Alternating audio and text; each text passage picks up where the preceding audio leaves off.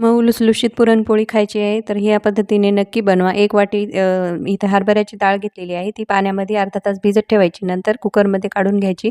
त्याच्यामध्ये अर्धा चमचा आपल्याला हळद पावडर आणि एक अर्धा चमचा तूप घालायचं आहे आणि याच्या कमी गॅसवर 4 शिट्ट्या काढून घ्यायच्या आहेत. इथे गव्हाचं पीठ मळून घ्यायचं आहे.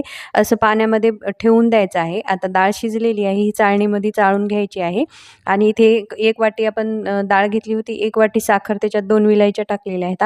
त्याला आपल्याला मिक्सरला बारीक करून घ्यायचं आहे आणि आपण जी डाळ काढून घेतली का त्याच्यामध्ये टाकून द्यायची आहे. याला आता छान असं शिजवून घ्यायचं आहे. बघू शकता पुरण आपलं एक 5 मिनिटातच शिजून तयार होतं. तर बघू शकता मस्त असं आपलं हे पुरण तयार झालेलं आहे. आता हे जे पुरण आहे का आपलं तयार झालेलं आहे. असं पळी त्याच्यामध्ये उभं टाकली की पुरण आपलं व्यवस्थित असं तयार होतं. आता पीठ मळून घेऊयात. तर पीठ आपलं मी अर्धा तास भिजत ठेवलं होतं पाण्यामध्ये. तर अर्ध्या तासानंतर याला असं तेल लावून आपल्याला भिजवून घ्यायचं आहे. आपण जे पीठ पाण्यातून काढलं होतं का मी तेवढंच पाणी वापरलेलं आहे. तुम्हाला जर वाटत असलं थोडंसं पाणी वापरू शकता. असं आपल्याला हे छान असं मळून पीठ घ्यायचं आहे. कारण आपण हे अगोदर नुसतं पीठ जोडूनच घेतलं होतं, मळून घेतलं नव्हतं. त्यामुळे इथे छान असं पीठ मळल्यानंतर आपलं पुरण पण थंड व्हायला मी ठेवलेलं आहे.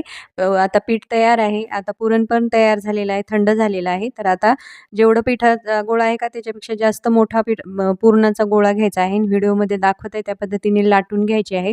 अगदी पातळसर अशी ही पुरणपोळी लाटून घ्यायची आहे आणि आपण आता ही लगेच भाजून घेणार आहोत. अगदी मी इथे कमी पिठाचा वापर केलेला आहे.